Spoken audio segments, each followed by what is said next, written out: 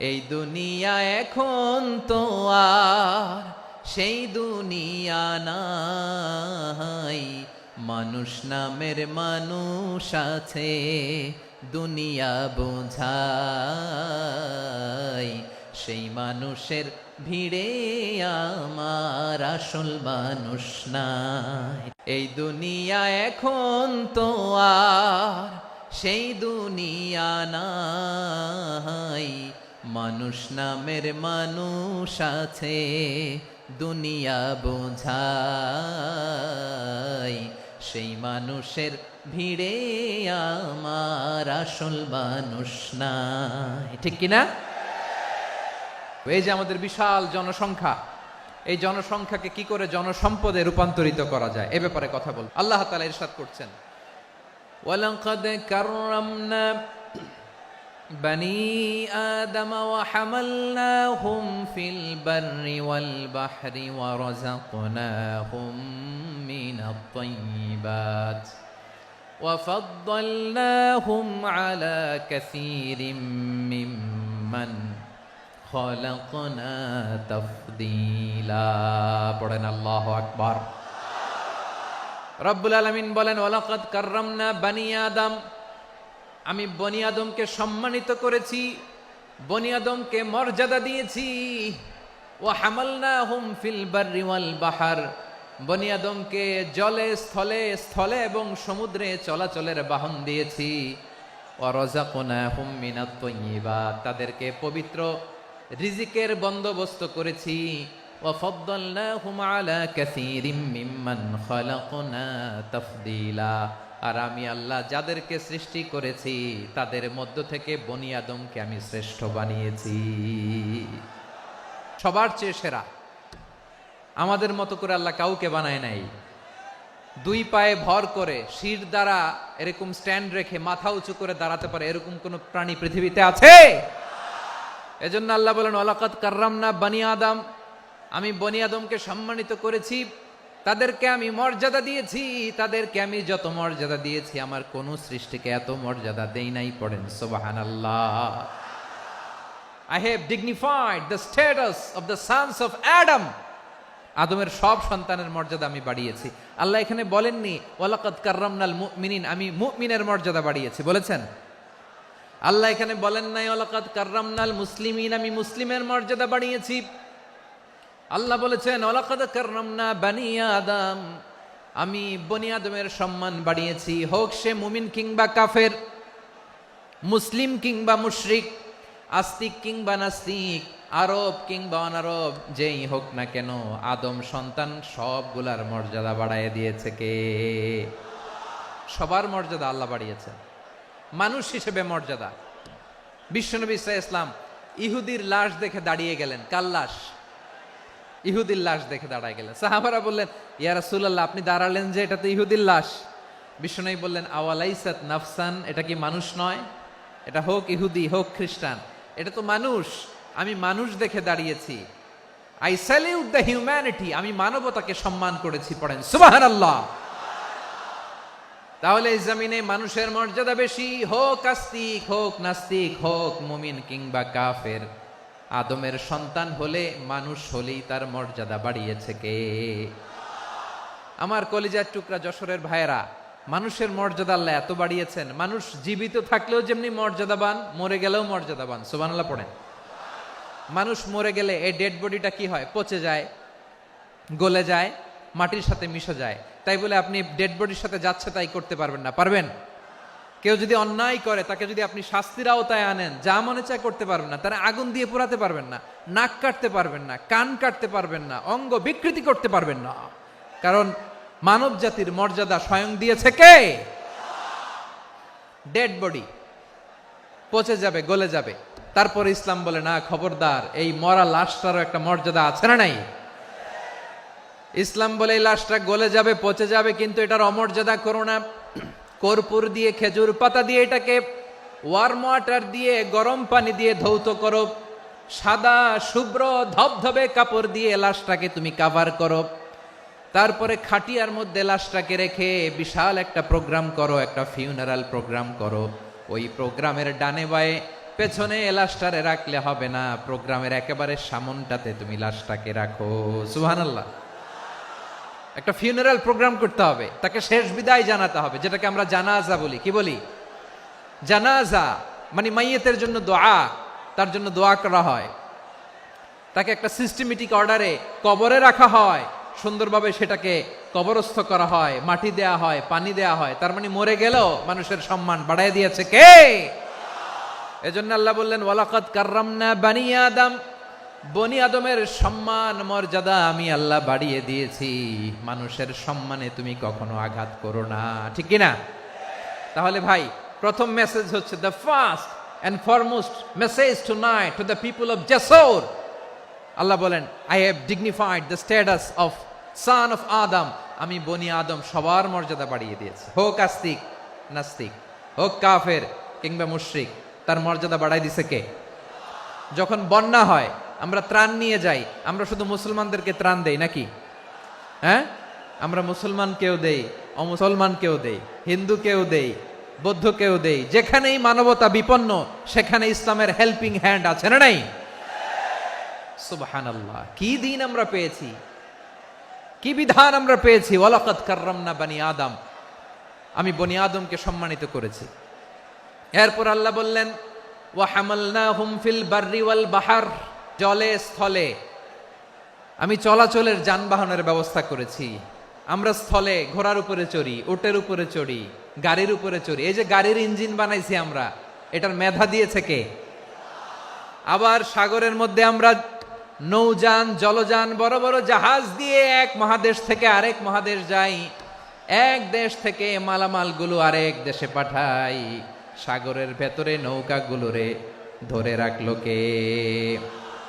ওয়াল ফুলকিল্লাতি তাজরি feel বাহরি বিমা ইয়ানফাউন নাস। মানুষের উপকার আছে এরকম সরঞ্জামাদি নিয়ে সাগরের উপরে বিশাল বিশাল জলযানগুলো চলে, এগুলো ডুবে যায় না, কাত হয়ে যায় না, পড়ে যায় না। এগুলোকে স্থিতিস্থাপকতাকে ঠিক করে রাখলো কে? আপনারা জাহাজ দেখেছেন? জাহাজ দেখছেন? বিশাল বিশাল জাহাজ, বিশাল জাহাজ মালামাল নিয়ে এক মহাদেশ থেকে আরেক মহাদেশে যায়। গত মাসে আমার জাপান সফর ছিল।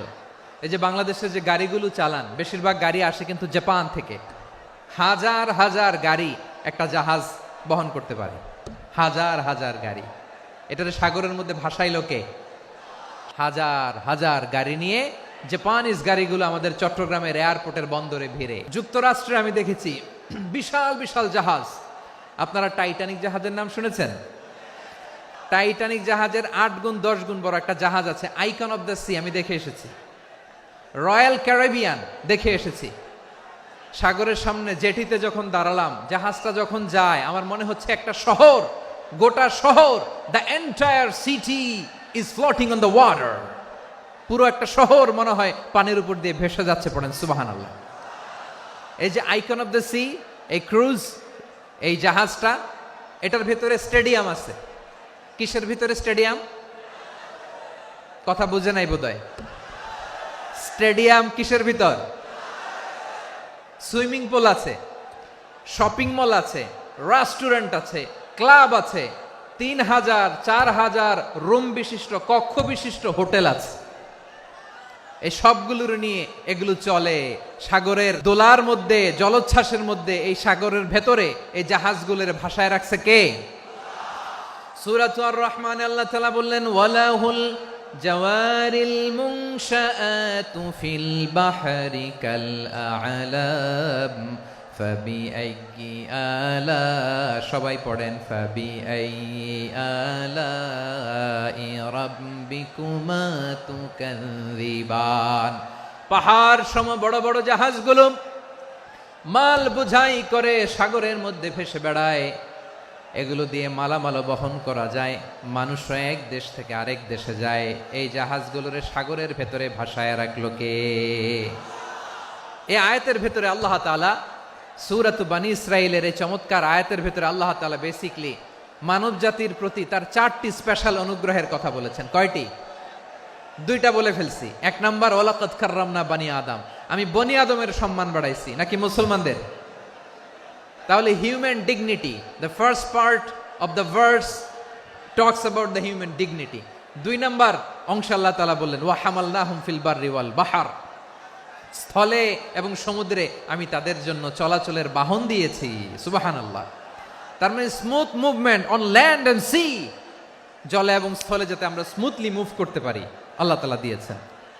3 নম্বরে আল্লাহ তাআলা বললেন ওয়া রাযাকনাহুম মিনাত তাইয়্যিবাত, মানুষের জন্য আমি পবিত্র রিজিকের ব্যবস্থা করেছি। জলে এবং স্থলে যত প্রাণী আছে সবগুলা প্রাণীকে রিজিক দেয় কে? আমাদেরকে রিজিক দেয় কে? সাগরের মাছগুলোকে, বড় বড় তিমি মাছগুলোরে রিজিক দেয় কে? বাতাসের মধ্যে ভেসে বেড়ানো বড় বড় পাখিগুলো, স্ক্যান্ডিনেভিয়ান কান্ট্রি থেকে লক্ষ লক্ষ কোটি কোটি পাখিগুলো যে এক দেশ থেকে আরেক দেশে ট্রান্সফার হয়, এগুলোর রিজিক দেয় কে? রব্বুল আলামিন বলেন ওয়ামা মিন দাব্বাতিন ফিল আরদি ইল্লা আলাল্লাহি রিজকুহা ওয়া ইয়ালামু মুস্তাকাররাহা ওয়া মুস্তাওদাআহা কুল্লুম ফি কিতাবিম মুবিন। আল্লাহু আকবার। রব্বুল আলামিন বলেন ভূপৃষ্ঠে বিচরণশীল যত প্রাণী আছে সব প্রাণীগুলোকে আমি আল্লাহ আমার নিজের কুদরতে রিজিকের বন্দোবস্ত করি। এই প্রাণীগুলো কোথায় থাকে, কোথায় যায়, সব জায়গায় আমি রিজিক পৌঁছে দেই। রিজিক কেউ দিতে পারে না, রিজিকের মালিক কে? রিজিকের মালিক তিনি আল্লাহ। এজন্য আল্লাহ তাআলা বললেন ওয়া রাযাকনাহুম মিনাত তাইয়্যিবাত। এরপর আল্লাহ বললেন ওয়া ফাদ্দালনাহুম আলা কাসীরিম মিম্মান খালাকনা তাফদীলা। আমি যত প্রাণী সৃষ্টি করেছি সকল প্রাণীর মধ্যে মানুষের মর্যাদা শ্রেষ্ঠত্ব আমি দিয়েছি। সুবহানাল্লাহ পড়েন। তাহলে 1 নম্বরে আল্লাহ বললেন আমি বনি আদমের মর্যাদা বাড়ালাম। এরপরে বললেন স্থলে এবং সমুদ্রে চলাচলের জন্য যানবাহন দিলাম। 3 নম্বরে আল্লাহ বললেন পবিত্র রিজিকের ব্যবস্থা করে দিলাম। এরপরে আল্লাহ বললেন যত প্রাণী আছে, সৃষ্টি আছে, সবগুলার উপরে আমি মানুষকে শ্রেষ্ঠত্ব দিলাম। সুবহানাল্লাহ। তাহলে সবচেয়ে বেশি শ্রেষ্ঠত্ব মানুষের। কার? মানুষের। শুধু তাই নয় প্রিয় ভাইরা, আকাশ এবং জমিনে যা কিছু আছে সবকিছু মানুষের জন্য, মানুষের কল্যাণে, মানুষের প্রয়োজনে, মানুষের বশীভূত করে সৃষ্টি করেছেন কে? রব্বুল আলামিন বলেন হুয়াল্লাযী খালাকা লাকুম মা ফিল আরদি জামিআ। এই জমিনের মধ্যে যা কিছু আমি আল্লাহ সৃষ্টি করেছি সব কিছু আমি মানুষের জন্য সৃষ্টি করেছি। পড়েন সুবহানাল্লাহ। হুয়াল্লাযী খালাকা লাকুম মা ফিল আরদি জামিআ, যা আছে সব আমাদের জন্য, সব আমাদেরকে সার্ভিস দেওয়ার জন্য, আমাদের উপকারের জন্য, আমাদের কল্যাণের জন্য। আওয়াজ করে সবাই পড়ুন আল্লাহু আকবার। অন্য আয়াতে আল্লাহ বললেন ওয়াসাখখারা লাকুম মা ফিস সামাওয়াতি ওয়া মা ফিল আরদি জামিআম মিন ইন্না ফি যালিকা লাআয়াতিন লিকাউমিন ইয়াতাফাক্কারুন। প্রথমে আয়াতে আল্লাহ বললেন জমিনে যা আছে সব তোমাদের কল্যাণে আমি সৃষ্টি করলাম। এরপরে আল্লাহ বললেন আকাশেও যা আছে সব তোমাদের জন্য সৃষ্টি করলাম, তোমাদের অনুগত বানায় দিলাম। পড়েন সুবহানাল্লাহ। মানুষের কি ব্রেইন দেখেন, মানুষ জমিন ছেড়ে আকাশে চলে যায়। পাখি দেখে মানুষের শখ হলো পাখি যেহেতু উঠতে পারে আমরাও পারবো। অরবিল রাইট, উইলবার রাইট, 2 ভাই মিলে আঁকাঝোঁকা করতে করতে করতে করতে প্লেন বানায় ফেললো। কোন সুবহানাল্লাহ। এখন পাখিও ওরে, আমরাও ওরি। এরপরেই মানুষের কৌতূহল থামে না এখানে। মানুষ চলে গিয়েছে চাঁদে। কোথায় গেছে? এখন কিন্তু চাঁদে জমি বিক্রি হয় জানেন। পৃথিবী নিয়ে মারামারি শেষ। রাশিয়া আমেরিকা এখন ধরছে চাঁদ আর মঙ্গল গ্রহ। এখন চাঁদে জমি বিক্রি হয়, মঙ্গলে জমি বিক্রি হয়। এই চাঁদ, মঙ্গল, বৃহস্পতি, শনি সব আল্লাহ তাআলা আমাদের জন্য বানিয়েছেন। সুবহানাল্লাহ পড়েন। মানুষ সাগরের উপরে চড়ে, শূন্যে ভেসে বেড়ায়, পাহাড় কেটে সুড়ঙ্গ বানায়, টানেল বানায়। মানুষ বট ব্যান্ডের লাইন নিয়ে যায় সাগরের ভেতর দিয়ে, এক দেশ থেকে আরেক দেশে, এক মহাদেশ থেকে আরেক মহাদেশে। সুবহানাল্লাহ পড়েন।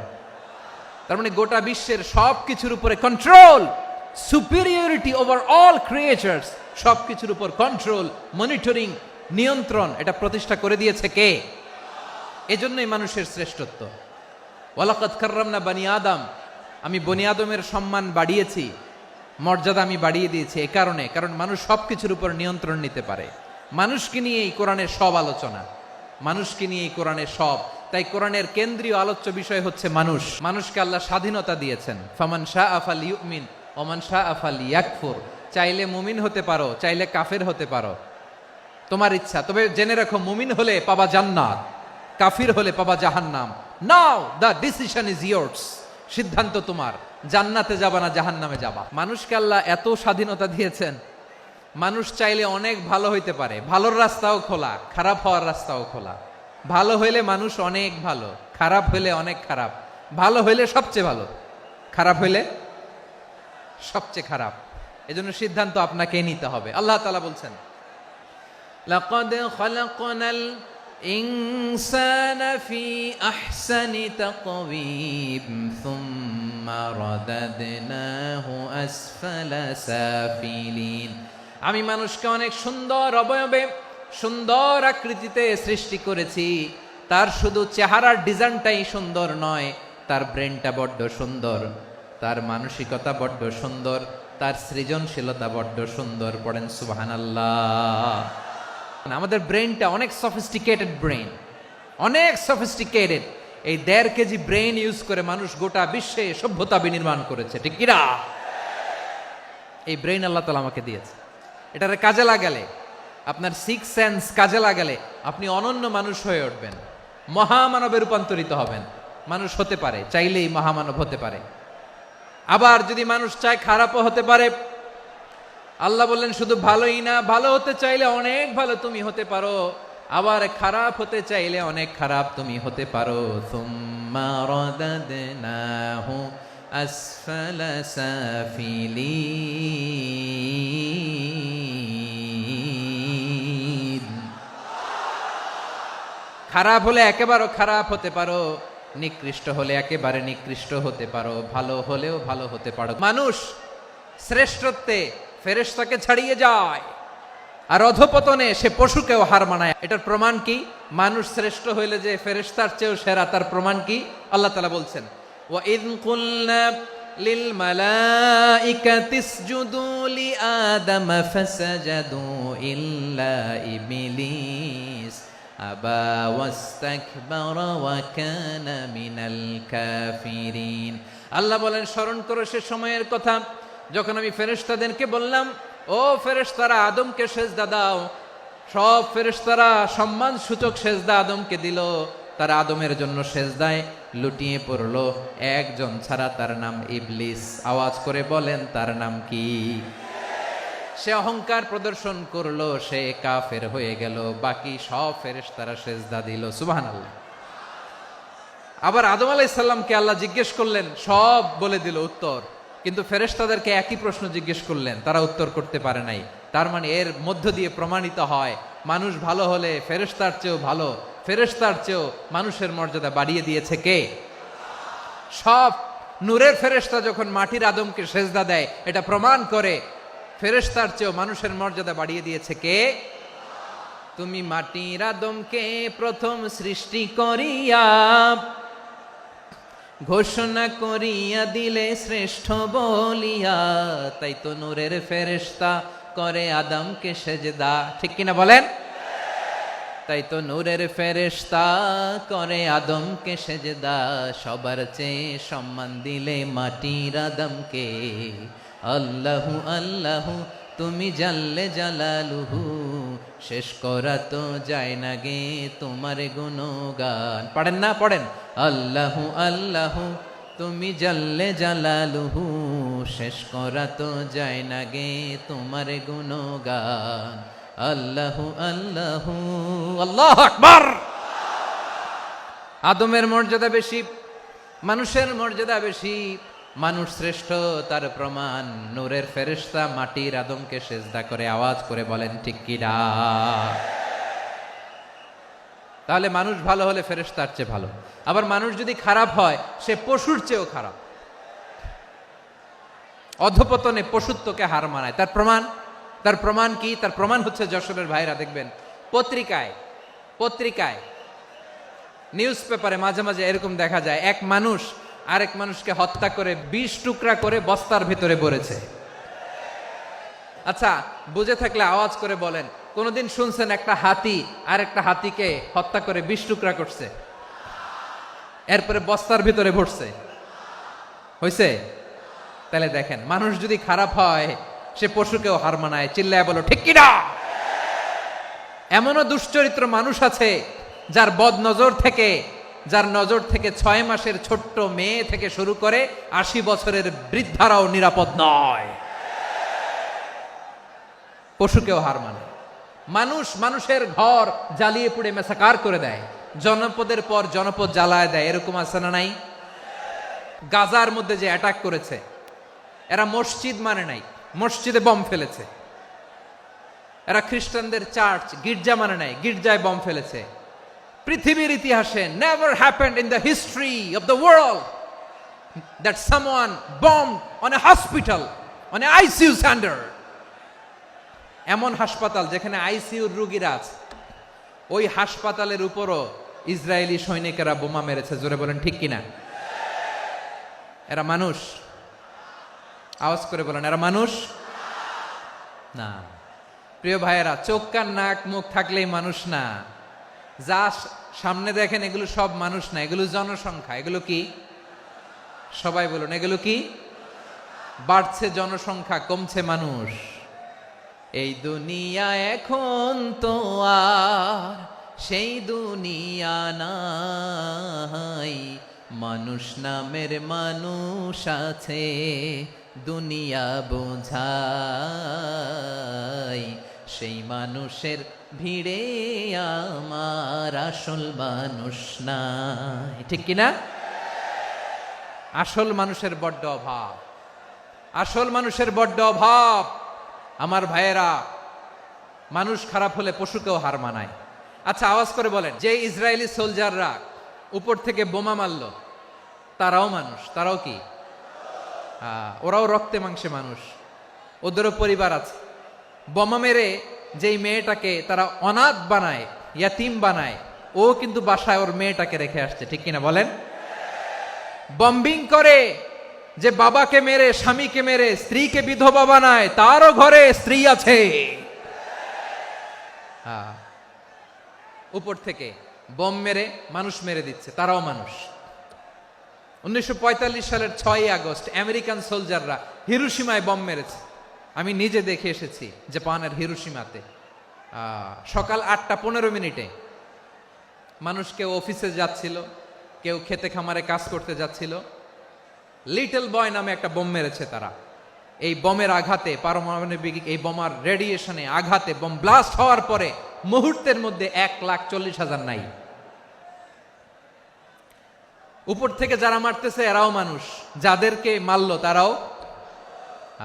তার মানে মানুষে মানুষে পার্থক্য আছে না? নেই? মানুষে মানুষে পার্থক্য আছে। নাক কান চোখ মুখ থাকলেই মানুষ নয়। বাড়ছে জনসংখ্যা, কমছে মানুষ। চিল্লায় বলো ঠিক কিনা। ভালো মানুষ যারা জগৎটাকে এনলাইটেন করবে, যারা সত্যের বীর সেনানী হয়ে দাঁড়াবে, যারা সত্যের পক্ষে কথা বলবে, যারা জালিমের মসনদকে ভেঙে খান খান করে দেবে, এরকম হওয়ার দরকার আছে না নাই? এরকম ভালো মানুষ আমরা হতে চাই কি চাই না? মানুষকে যত্ন নিলে মানুষ যে কত ভালো হয় আপনি কল্পনাও করতে পারবেন না। মানুষকে নার্চারিং করলে, মানুষকে পলিশ করলে, মানুষকে গ্রুমিং করলে, মানুষকে সঠিক তারবিয়া দিলে মানুষ অনন্য হয়ে ওঠে। প্রতিটি মানুষ অনন্য। আমি অনন্য, আপনি অনন্য, আমরা সবাই অনন্য। সুবহানাল্লাহ বলেন। মানুষকে আল্লাহ তাআলা দিয়েছেন অসীম ক্ষমতা, অসীম ক্ষমতা। সুবহানাল্লাহ।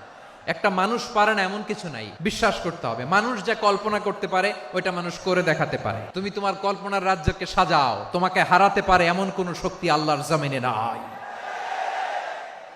তোমার কি শক্তি, কি সম্ভাবনা তুমি জানোই না মিয়া। তুমি এদিকে তাকাও কেন? তোমার রাস্তা তো ওই দূরে। তুমি কোথায় যাবে, আল্লাহ তোমার টেনে কোথায় নিয়ে যাবে তুমি কিছুই জানো না। প্ল্যান বিগ, ড্রিম বিগ, কল্পনার শক্তিকে বড় করো। মানুষ যা কল্পনা করতে পারে মানুষ তা করে দেখাতে পারে। মানুষের কাছে অসাধ্য কিছু নাই, মৃত্যু ছাড়া, এক্সেপ্ট ডেথ। মৃত্যু ছাড়া মানুষ সবকিছুকে জয় করতে পারে। তোমার জন্ম হয়েছে জিতার জন্য, বিজয়ের জন্য তোমার জন্ম। মানুষের শুরুটাই হয় বিজয় দিয়ে। আমরা যখন আমার পিতার পৃষ্ঠদেশে ছিলাম, পিতার পৃষ্ঠদেশ থেকে শুক্রাণু যখন মায়ের গর্ভদেশে যেয়ে পড়ে, কতটা শুক্রাণু ভ্রমণ শুরু করে জানো? 20 কোটি শুক্রাণু। একবার সিমেন আউট হলে সেখানে 20 কোটি শুক্রাণু থাকে, ভ্রমণ শুরু করে। ওই 20 কোটি শুক্রাণুর মধ্য থেকে তুমি আমি আজকে এক বিকশিত শুক্রাণু মানব রূপে পৃথিবীতে এসেছি। সুবহানাল্লাহ। ওই 20 কোটি শুক্রাণুর প্রতিযোগিতায় সবাইরে পেছনে ফেলে সেদিন আমি সফল হয়েছিলাম, সেদিন আমি বিজয়ী হয়েছিলাম। সেদিন আমি এত ছোট ছিলাম, মাইক্রোস্কোপ দিয়েও আমার অস্তিত্ব টের পাওয়া যায় না। আমি এত তুচ্ছ ছিলাম, নগণ্য ছিলাম। আমার কান ছিল না, আমার চোখ ছিল না, আমার হাত ছিল না, আমার জন্য রিকমেন্ডেশন করার মতো মামু ছিল না, খালা ছিল না, কেউ ছিল না। তারপরেও ওই প্রতিযোগিতায়, ওই কম্পিটিশনে যখন আমারে কেউ হারাতে পারে নাই, আল্লাহর জমিনেও আমারে কেউ হারাতে পারে না। হারার জন্য তোমার জন্মই হয় নাই, তুমি আসছোই জিতার জন্য। সুবহানাল্লাহ। বিশ্বনবী বলেন, আন্নাসু মাআদিন কামাআদিনি যাহাবি ওয়াল ফিদ্দা খিয়ারুহুম ফিল জাহিলিয়াতি খিয়ারুহুম ফিল ইসলাম। Peoples are like mines of gold and silver. সোনার খনি, রূপার খনি, এর চেয়েও বড় খনি হচ্ছে এই মানব সম্পদের খনি। আওয়াজ করে বলেন আল্লাহু আকবার। আল্লাহ তাআলা এই সম্পদ আমাদেরকে দিছে। বিশ্বনবী বলেন, মানুষ হচ্ছে খনির মতো। খিয়ারুহুম ফিল জাহিলিয়াতি খিয়ারুহুম ফিল ইসলাম। জাহিলি যুগে যারা সেরা, ইসলামেও তারা সেরা। ইদা ফাকুহু, যদি তারা বুঝবান হয় তাহলে তাদেরকে সেরা বানায় দিবে কে? তাহলে মানুষের চেয়ে সেরা কেউ হতে পারে? মানুষের চেয়ে অনন্য কেউ হতে পারে? মানুষকে কেউ হারাতে পারে? আওয়াজ করে বলো, তোমাকে কেউ হারাতে পারবে? এই সাহস জাগছে আজকের আলোচনা থেকে। আমি তুমি অনন্য, আমাকে তোমাকে হারায় দেওয়া এত সহজ না, ঠিক কিনা? একটা কথা জীবনের সাথে সেট করে নিতে হবে, আমি জিতি নয় শিখি, আমি কখনো হারি না। তাহলে বিশ্বনবী বললেন, নাসু মাআদিন, মানুষ হচ্ছে খনি। এই খনির যত্ন নিতে হবে। মা বাবা যারা এসেছেন, আপনার ছেলে মেয়ের যত্ন নেন। আপনার ছেলের মধ্যে যে কি পটেনশিয়াল আপনি জানেন না। আপনার এই ছোট্ট অবুজ ছেলেটাই আগামী দিনের শায়েখ আহমদুল্লাহ হবে। আপনার হেফজখানায় পড়া ওই ছোট্ট ছেলেটাই আগামী দিনের আল্লামা মামুনুল হক হবে। আপনার ওই ছেলেটা আমির হামজা হবে, আব্দুল হাই সাইফুল্লাহ হবে। এভাবে বড় বড় আলেম হবে, তারা যুগশ্রেষ্ঠ আলেম হবে। সেই একদিন এই বাংলাদেশের পার্লামেন্টে যে বক্তব্য দিয়ে যশোরের পক্ষে কথা বলবে। আপনি জানেন না, কাউকে ছোট করবেন না আপনি। ওর কনফিডেন্স আপনি কমাবেন না, আপনি কমাতে পারেন না। প্যান্ডেলে আমার যে মা বোনেরা আছেন, ছেলে মেয়েদেরকে কখনো ছোট করে কথা বলবেন না। ও যে কোথায় যাবে আপনি জানেন না। আপনি মা হয়ে তাকে সাহস দিবেন, তার কল্পনার জগৎটাকে সাজাতে তাকে উৎসাহিত করবেন, ঠিক কিনা বলেন? আর আমার প্যান্ডেলের আমার প্রিয় শ্রদ্ধাশীলা মায়েরা বোনেরা, আপনারা তো আরো দামি সম্পদ। বিশ্বনবী বলেন, আর দুনিয়া কুল্লুহা মাতা। আল্লাহ আল্লাহ আল্লাহ। বিশ্বনবীর কথার ওজন দেখেন, আর দুনিয়া কুল্লুহা মাতা ওয়া খায়রু মাতা'আদ দুনিয়াল মারআতুস সালিহা। বিশ্বনবী বলেন, দুনিয়ায় যা দেখো সব আল্লাহর দেওয়া অ্যাসেট, মানে সম্পদ। আর এত অ্যাসেটের ভিড়ে সবচাইতে শ্রেষ্ঠ সম্পদ হচ্ছে নেককার নারী। সুবহানাল্লাহ। ভাইয়েরা, বোনের সাথে খারাপ আচরণ করো না। সন্তান মায়ের সাথে খারাপ আচরণ করো না। আমাদের মায়েরা আমাদের asset, they are our priceless asset. কারণ এই মায়েদের পেটে এসেছে আল্লাহর ওলিরা। এই মায়েদের পেটে এসেছে খান জাহান আলী।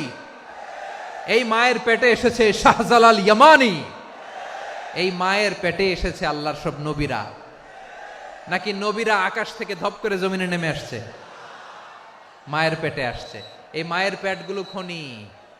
আমার সম্মানিতা মায়েরা বোনেরা, নিজেকে ইসলাম দিয়ে সাজান, নিজেকে পবিত্র রাখুন।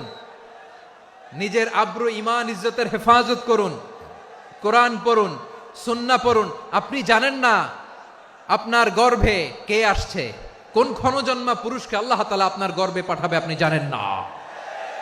মায়েরা নিজেদেরকে পবিত্র রাখুন, ইসলাম চর্চা করুন, কোরআন চর্চা করুন, নৈতিকতা দিয়ে নিজেকে সাজান। যশোরের জেনজি, নিজেদেরকে প্রস্তুত রাখো আগামীর বাংলাদেশের জন্য।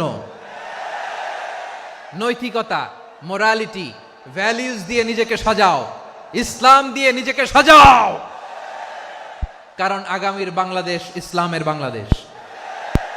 বাংলাদেশের আসল পরিচয় ইসলাম।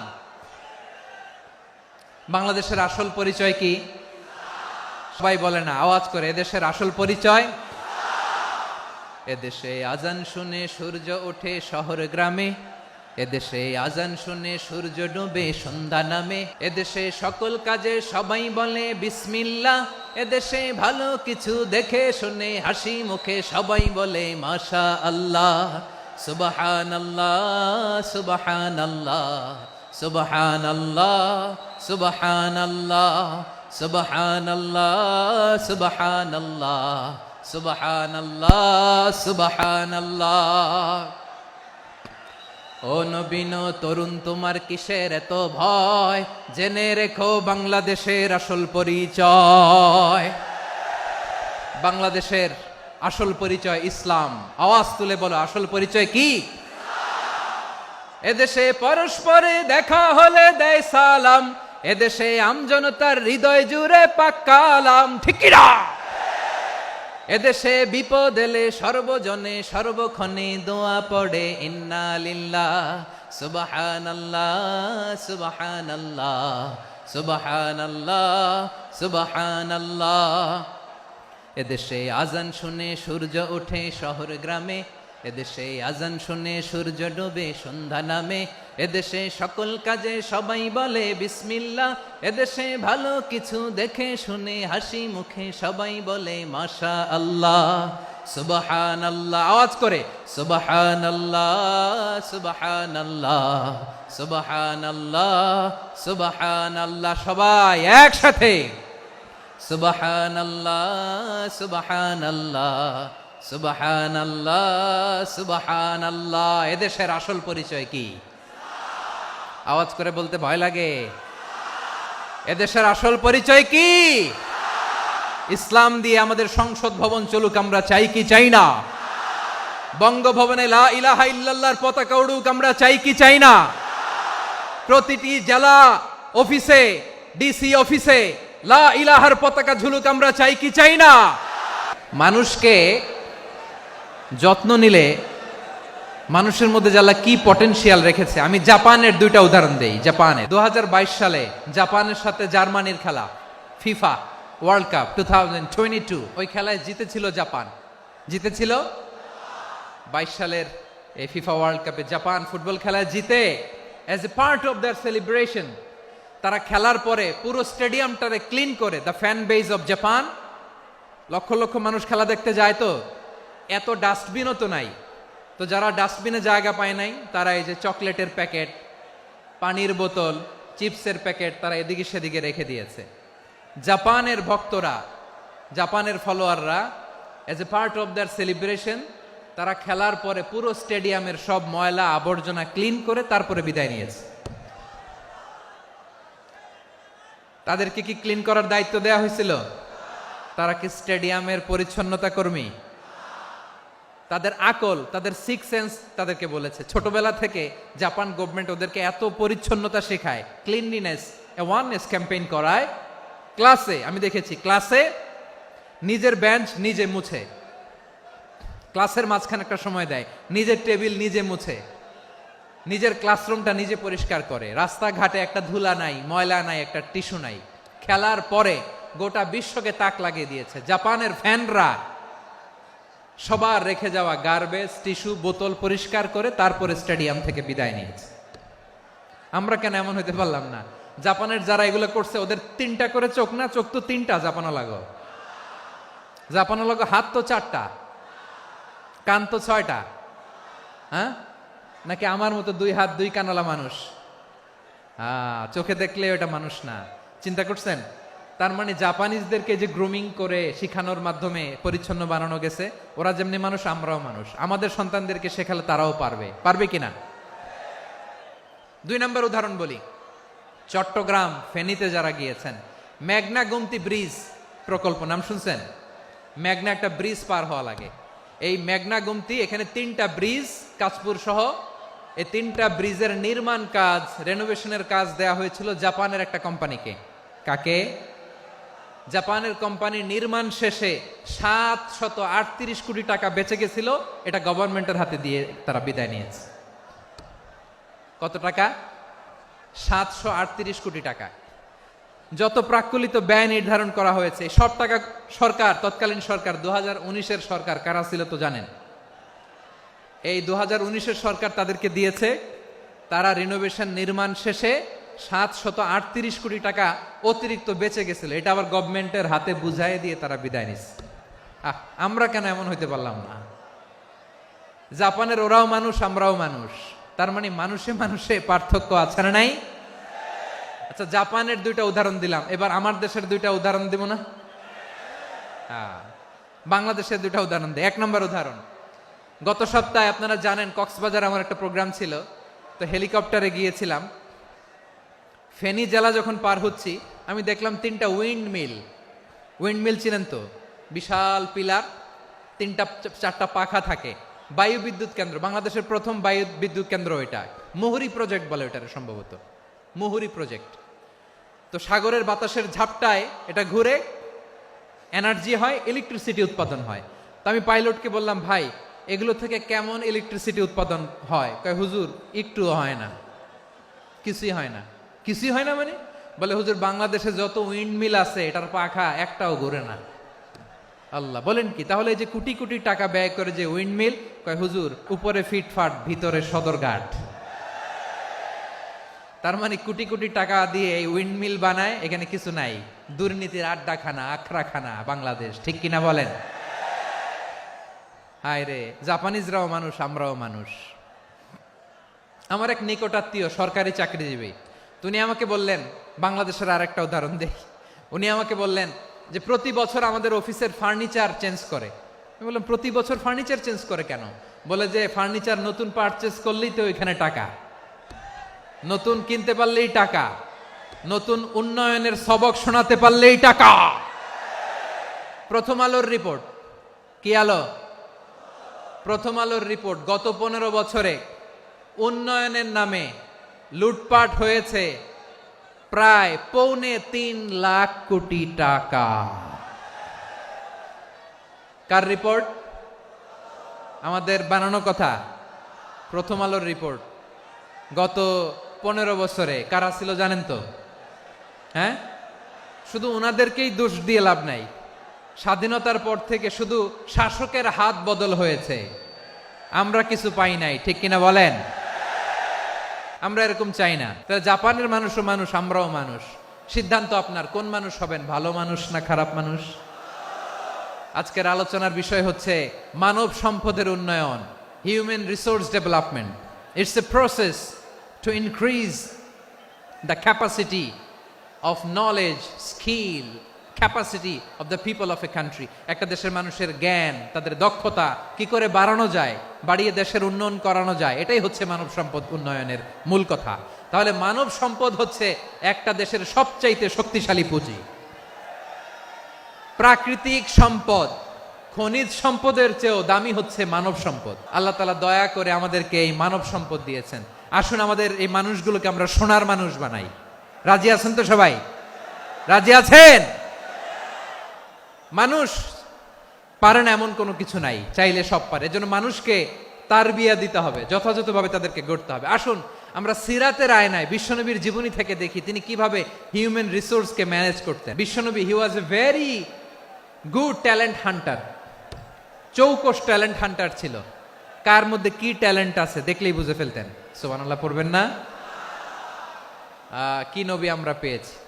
হি was a very good talent hunter. আমার নবী, তিনি চৌকস ট্যালেন্ট হান্টার ছিলেন। কার মধ্যে কি প্রতিভা বের করতেন, ওই প্রতিভাকে ইসলামের কল্যাণে কাজে লাগাতেন। যাকে যেই জায়গায় সেট করলে ভালো হবে তাকে ওই জায়গায় সেট করতেন। কয়েকজন সাহাবীর জীবনী শোনাই। আবু মাহজুরা রাদিয়াল্লাহু তাআলা আনহু, মক্কার মুয়াজ্জিন, আগে ছিল মুশরিক, পরে হইছে মুমিন। উনি কিভাবে মুমিন হইলেন এই ঘটনাটা একটু আপনাদের শোনাতে চাই। আবু মাহজুরা রাদিয়াল্লাহু তাআলা আনহু কিভাবে মুসলিম হলেন, আওয়াজ করে শুনেন। হুনাইনের যুদ্ধ, 8ম হিজরি, বিষ্ণু ঈসা ইসলাম হুনাইনের যুদ্ধ শেষে ফিরতেছেন। পথিমধ্যে বেলাল রাদিয়াল্লাহু তাআলা আনহু আজান দিচ্ছেন। কি দিচ্ছেন? তো পাশে ছিল মুশরিকদের একটা পল্লী, কিছু মুশরিক তরুণ, কিছু অমুসলিম কিশোর, তারা আজানকে ব্যঙ্গ করতেছে। আমাদের বাংলায় মুখ ভেঙ্গানো বলে আর কি। বেলাল রাদিয়াল্লাহু তাআলা আনহু আজান দিচ্ছেন, ওই বাচ্চাগুলো মুশরিক, তো ওরা আজানকে ব্যঙ্গ করতেছে, বিকৃতি করে ওরাও আজান দিচ্ছে। উদ্দেশ্য হচ্ছে আজানকে নিয়ে ঠাট্টা করা। উদ্দেশ্য কি? ঠাট্টা করা। ব্যাপারটা মনে কষ্ট পাওয়ার মতো ব্যাপার না? কিন্তু বিশ্বনবী ওইখানে দেখেন কি খুঁজলেন। বিশ্বনবী খেয়াল করলেন অমুসলিম কিশোরদের মধ্য থেকে একটা কিশোরের গলাটা বড় দরাজ গলা, কণ্ঠটা বড় সুন্দর। খেয়াল করে দেখলেন যে কিছু কিশোর বেলালের আজানকে ব্যঙ্গ করে, বিকৃতি করে, কিন্তু একজনের কণ্ঠ দেখতে পাচ্ছেন না এত দূরে, কিন্তু কণ্ঠটা বড় সুন্দর, দরাজ গলা। বিশ্বনবী সাহাবীদেরকে বললেন, ধরো এগুলারে, ধরো। সবগুলারে ধরে বিশ্বনবীর সামনে আনা হলো। ওরা হাঁটু গেড়ে বসলো। বিশ্বনবী বললেন, তোমাদের মধ্যে কে যেন ব্যঙ্গ করে আজান দিচ্ছিল, তার গলাটা বড় উঁচু, গলার বেসটা বড় মজবুত, মেলোডিয়াস, সুমধুর কণ্ঠ, কে? আবু মাহজুরা বলে, আমার বন্ধুরা সবাই আমার দিকে আঙ্গুল দেখায়, আমি পড়ে গেছি বিপদে। রাসূল সাল্লাল্লাহু আলাইহি ওয়াসাল্লাম বাকি অমুসলিম তরুণদেরকে ছেড়ে দিলেন, বললেন তোমরা যাও। এবার আবু মাহজুরারে পাইছে। আবু মাহজুরার চুলের মধ্যে হাত দিলেন বিশ্বনবী, মাথায় হাত দিয়ে বললেন, এবার আজান দাও দেখি। আবু মাহজুরা বলে, আমি তো আজান দিতে জানি না, কারণ আমি তো বেলালেরটা শুইনা দিছি, আমার তো মুখস্থ নাই, আমি তো আজান দিতে জানি না। বিশ্বনবী বললেন, জানো না? তাহলে আসো, আমি তোমারে শিখাই দেই। সুবহানাল্লাহ পড়েন। আবু মাহজুরা হাঁটু গেড়ে বসে, বিশ্বনবীর মোবারক হাত আবু মাহজুরার চুলের মধ্যে। বিশ্বনবী আজানের মুআল্লিম আবু মাহজুরাকে বলতেছে, ঠিক আছে তোমারে শিখাই দিচ্ছি, আমি যা যা বলবো আমার সাথে সাথে বলো, পারবা? আবু মাহজুরা বলে, পারবো।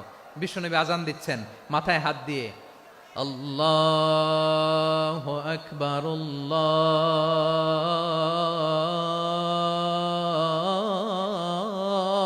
আল্লাহু আকবার।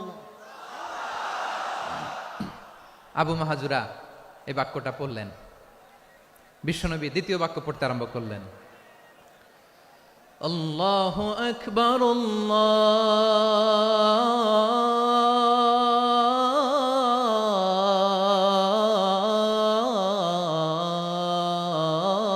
আল্লাহু আকবার। আবু মাহজুরা এই বাক্যটাও বললেন।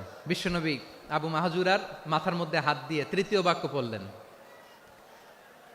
আশহাদু আল্লা ইলাহা ইল্লাল্লাহ,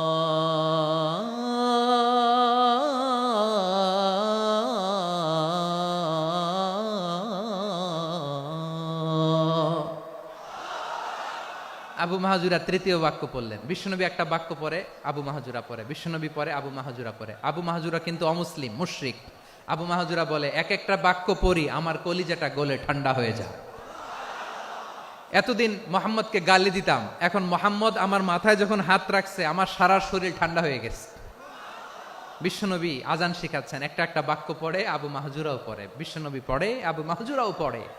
পুরো বাক্যগুলো যখন শেষ, আজান শেষ, আবু মাহজুরাও যখন পুরো আজান পড়লেন, আবু মাহজুরা বললেন, এতদিন মোহাম্মদের চেহারা দেখলে আমার ঘৃণা লাগতো, আজ থেকে মোহাম্মদের চেহারার চেয়ে প্রিয় চেহারা আমার কাছে নাই।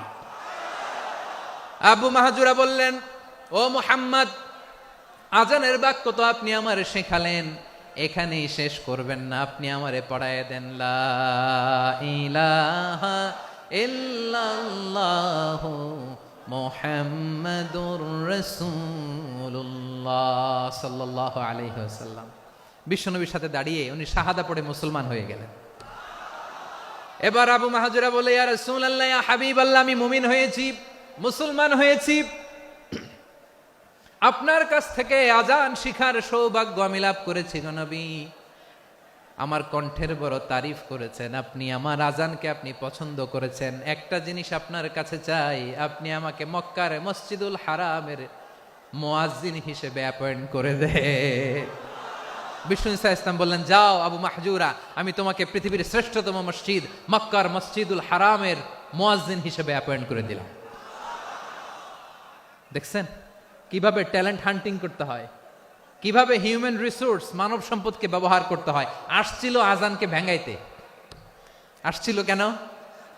আজানকে ব্যঙ্গ করার জন্য, বিকৃত করার জন্য। আজানকে বিকৃত করতে যে ইসলামের সবচেয়ে শ্রেষ্ঠ মসজিদের মুয়াজ্জিন হয়ে গেল। পড়েন সুবহানাল্লাহ। হযরত আবু মাহজুরা রাদিয়াল্লাহু তাআলা আনহু ওনার এই সুললিত কণ্ঠ ব্যবহার করে মসজিদুল হারামে এত সুন্দর করে আল্লাহু আকবার বলে আজান দিতেন, মানুষগুলোর, মুসল্লিগুলোর, মক্কাবাসীর হৃদয়কে তিনি বিগলিত করে দিতেন। মানুষের হৃদয়কে ঠান্ডা হয়ে যেত। শুধু এখানেই শেষ না আমার যশোরের ভাইয়েরা। বিশ্বনবী যখন সাইয়েদনা আবু মাহজুরা রাদিয়াল্লাহু তাআলা আনহুকে আজান শিখাচ্ছিলেন, বলেন তো বিশ্বনবীর হাতটা কোথায় ছিল? আবু মাহজুরার মাথার সামনে, এই চুলের উপরে ছিল। আবু মাহজুরা ওই স্মৃতিটাকে ধারণ করবার জন্য, ওই স্মৃতিকে বহন করার জন্য বিশ্বনবীর মোবারক হাত আবু মাহজুরার কপালের চুলের যেই জায়গায় লেগেছে, মৃত্যুর আগের দিন পর্যন্ত আবু মাহজুরা মাথার ওই চুলে কোনোদিন ছুরি আর কামার লাগায় নাই, সেখানে কেচি লাগায় নাই, চুলের মধ্যে খুর লাগায় নাই। আবু মাহজুরা ডান দিকের চুল কাটতো, বাম দিকের চুল কাটতো, পেছনের চুল কাটতো, সামনের চুল কাটতো না। আবু মাহজুরা রাদিয়াল্লাহু তাআলা আনহুর সামনের চুলগুলো বড় হতে হতে যখন এত বড় হয়ে যায়, তিনি চুলগুলো পেঁচিয়ে মাথার মধ্যে রাখতেন। তারপরে তিনি পাগড়ি পরতেন। সবাই জিজ্ঞেস করতো, আবু মাহজুরা এটা আবার কেমন স্টাইল? দেখতে তোমারে কি বিদঘুটে লাগে, কেমন অড লাগে, কেমন খারাপ দেখা যায়। মক্কায় এমন কোন মানুষ তো দেখি নাই, ডানে চুল কাটে, বায়ে চুল কাটে, পেছনে চুল কাটে, সামনে কাটে না। ওরে আবু মাহজুরা, কেমন দেখা যায় তোমারে, তুমি সামনের চুল কাটো না কেন? আবু মাহজুরা বলে, আমি হাঁটু গেড়ে পেয়ারা নবীর সামনে বসেছিলাম, আমার এই মাথার চুলের মধ্যে মুবারক হাত লাগিয়ে বিশ্বনবী নিজে আমাকে আজানের প্রতিটা বাক্য শিক্ষা দিয়েছেন। বিশ্বনবীর মোবারক হাত, পবিত্র হাত আমার মাথার চুলের যেই জায়গায় লেগেছে, আমি চাই ওই চুলগুলা নিয়ে আমি আমার কবরের ভিতরে যাব। সাইয়েদনা আবু মাহজুরা রাদিয়াল্লাহু তাআলা আনহু ইন্তেকালের আগের পর্যন্ত মাথার সামনের চুলগুলা কাটে নাই। মাথার সামনের চুল তিনি কাটেন নাই। সুবহানাল্লাহি বিহামদি। কেমন ভালোবাসতেন বিশ্বনবী সাহাবীদেরকে, সাহাবারা কেমন ভালোবাসতেন বিশ্বনবীকে। সামনের চুলগুলো বড় হতে হতে এত বড় ছিল, পেঁচিয়ে রেখে পাগড়ি পরতেন, কাটতেন না। নবীর হাত লেগেছিল। সুবহানাল্লাহ পড়েন। তাহলে what is the lesson, moral of the story কি? মোরাল অফ দ্য স্টোরি হচ্ছে, আসছিল আজানকে ব্যঙ্গ করার জন্য, বিকৃত করার জন্য, হয়ে গেল মসজিদুল হারামের মুয়াজ্জিন। দেখেন বিশ্বনবী একটা খারাপ সিচুয়েশনের মধ্যে থেকে কি ভালো জিনিস বের করে আনলেন। আমি যে শুরুতে বলেছি কিভাবে তিনি হিউম্যান রিসোর্সকে ডেভেলপ করেছেন, ম্যানেজ করেছেন। তিনি যে চৌকস ট্যালেন্ট হান্টার ছিল, দেখেন সবার মধ্যে থেকে এর বাছাই করে মুয়াজ্জিন বানাই দিয়েছেন। সুবহানাল্লাহ পড়েন। তার মানে এই না সবাইরে ধরে ধরে উনি মুয়াজ্জিন বানাইছেন। যার যেই ট্যালেন্ট আছে তাকে ওই কাজে অ্যাসাইন করেছেন। যার যেই প্রতিভা আছে তার প্রতিভাকে ইসলামের কাজে লাগিয়েছেন। সুবহানাল্লাহ পড়েন। যায়েদ বিন সাবেত রাদিয়াল্লাহু তাআলা আনহু নাম শুনেছেন? বিশ্বনবী দেখলেন মদিনার এই আনসারী সাহাবী হাইলি ট্যালেন্টেড, ইন্টেলেকচুয়াল, মেরিটোরিয়াস, জ্ঞানের প্রতি তার আকর্ষণ, মারাত্মক আকর্ষণ। বিশ্বনবী তাকে দায়িত্ব দিলেন, কোরআন যা নাজিল হয় তুমি লিখো, কাতিবুল ওহী বানায় দিলেন। সুবহানাল্লাহ। যায়েদ বিন সাবেতরে আবার আজান শিখান নাই, কারণ তার মধ্যে বিশ্বনবী প্রতিভা দেখেছেন, একাডেমিক প্রতিভা। বিশ্বনবীর একাডেমিক প্রজেক্টগুলো তিনি হ্যান্ডেল করতেন। যায়েদ বিন সাবেত ছিল বিশ্বনবীর ব্যক্তিগত সচিব। কি ছিল? ব্যক্তিগত সচিব। বোঝেন নাই? বিশ্বনবীর ব্যক্তিগত সচিব এবং দোভাষী। ইহুদিরা কিছু লিখে দিলে এটার অর্থ বিশ্বনবীরে বুঝায় দিতেন।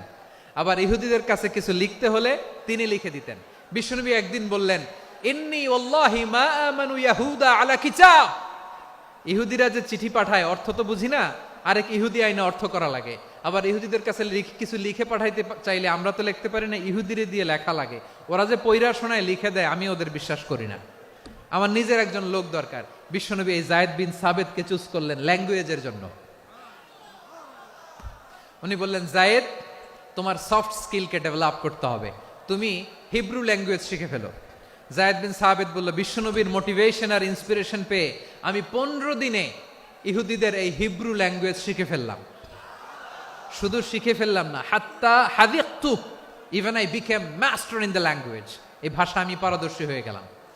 এরপরে ইহুদিরা চিঠি লিখে পাঠালে আর কোনো ইহুদি ডাকা লাগতো না, আমি নবীর এটার অর্থ শুনে পরে বুঝাই দিতাম। আবার ইহুদিদের কাছে চিঠি লেখা লাগলে আমি জায়েদ বিন সাবেত চিঠি লিখে দিতাম। সুবহানাল্লাহ। দেখেন, এত সাহাবীর মধ্য থেকে বিশ্বনবীর একাডেমিক প্রজেক্ট, ব্যক্তিগত সচিব, দোভাষী হিসেবে তিনি জায়েদ বিন সাবেতের মতো তরুণকে নির্বাচিত করেছেন। কেমন ট্যালেন্ট হান্টার ছিল আমার নবী! সুবহানাল্লাহ পড়বেন না? বিশ্বনবীর ইন্তেকালের পরে সাইয়েদনা আবু বকর রাদিয়াল্লাহু তাআলা আনহু যখন খলিফা হয়ে আসলেন, কোরআনকে সংকলনের দায়িত্ব দেয়া লাগবে, কোন সাহাবীকে দিবেন? সব সাহাবারা মিলে পরামর্শ করলেন। সাইয়েদনা আবু বকর, ওমর সবাই মিলে এই বিশাল কোরআন সংকলনের গুরু দায়িত্ব বিশ্বনবীর ব্যক্তিগত সচিব, বিশ্বনবীর দুভাষী, বিশ্বনবীর সিলেক্ট করাই লোক জায়েদ ইবনে সাবেত রাদিয়াল্লাহু তাআলা আনহুকে দিয়েছে।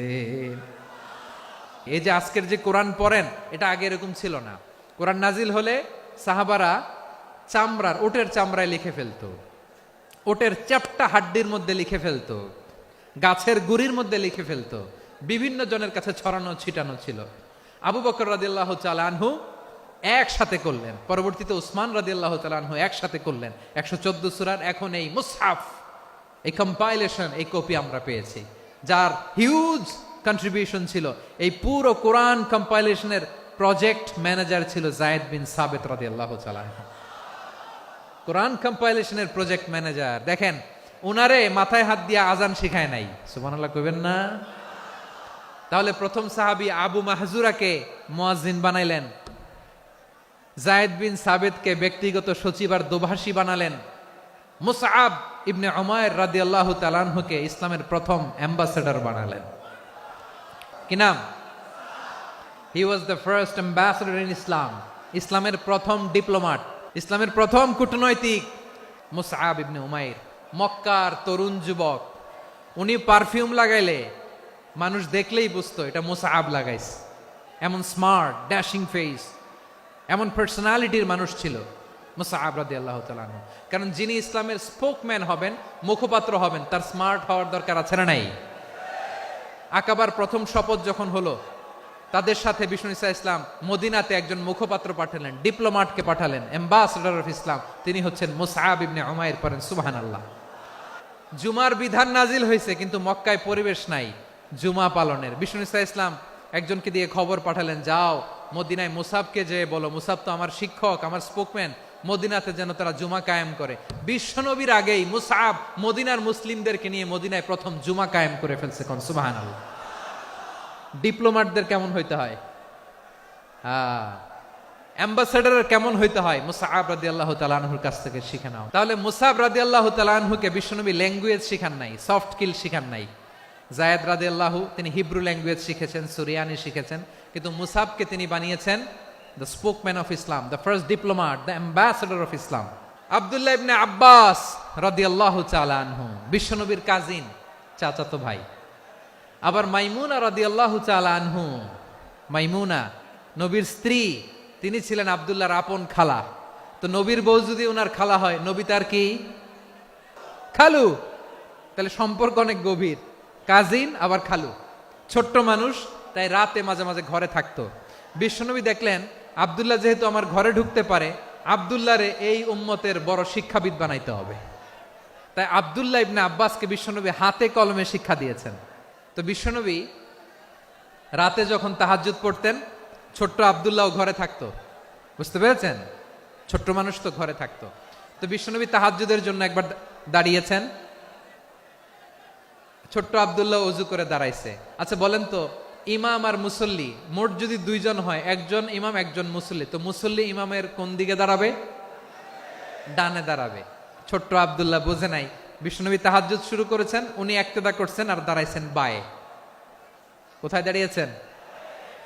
আব্দুল্লাহ বলেন, যখন আমি বায়ে দাঁড়ালাম, আখাযা রাসূলুল্লাহ সাল্লাল্লাহু আলাইহি ওয়াসাল্লাম উযুনি আল ইউমনা ইয়াফতিলুহা, বিশ্বনবী নামাজরত অবস্থায় আমার কান ধরে টেনে আমার ডান দিকে এনে দাঁড় করায় দিলেন। পড়েন সুবহানাল্লাহ। দেখেন, হাতে কলমে শিক্ষা। আর জীবনে ভুলাবে? কথা কয় না, আর ভুলাবে? আর ভুল হবে না। এভাবে বিশ্বনবীর অনেক সঙ্গ পেয়েছেন, সফর করেছেন, একই বাহনে বসেছেন, এক বাহনে বসে লম্বা নাসিহত করেছেন। আব্দুল্লাহ, চাইতে হলে আল্লাহর কাছে চাও, সাহায্য চাইতে হলে আল্লাহর কাছে সাহায্য চাও। মনে রাখো, গোটা বিশ্বের সবাই যদি তোমার সাহায্য করতে চায়, ততটুকুই করতে পারবে যতটুকু আল্লাহ তোমার নসিবে রেখেছে। গোটা বিশ্ব যদি তোমার বিরুদ্ধে ষড়যন্ত্রে দাঁড়িয়ে যায়, ক্ষতি ততটুকু করতে পারবে যতটুকু তোমার জন্য বরাদ্দ আছে।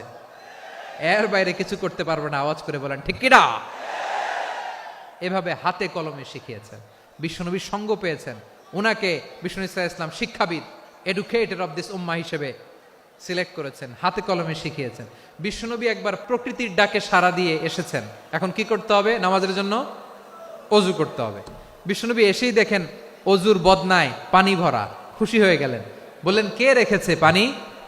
একজন বলল, আব্দুল্লাহ রেখেছে। বিশ্বনবী অত্যন্ত খুশি হলেন। খুশি হয়ে একটা দোয়া করলেন, বললেন, আল্লাহুম্মা ফাক্কিহু ফিদ্দীন ওয়া আল্লিমহু তা'ওয়ীল। আল্লাহ, তুমি আব্দুল্লাহকে দ্বীনের বুঝ দিও আর কোরআনের তাফসীর শিক্ষা দিও। বিশ্বনবীর এই দোয়া এমন লাগছে, উনি রাইসুল মুফাসসিরিন, এই পৃথিবীতে যত মুফাসসির ছিল, যত মুফাসসির আসবে, সকল মুফাসসিরের সম্রাট হিসেবে স্বীকৃত হয়েছেন। আব্দুল্লাহ ইবনে আব্বাস, বিশ্বনবী ওনারে আজান শিখান নাই, বিশ্বনবী ওনারে ল্যাঙ্গুয়েজ শিখান নাই, বিশ্বনবী ওনারে অ্যাম্বাসাডর বানান নাই, হাতে কলমে শিক্ষা দিয়েছেন।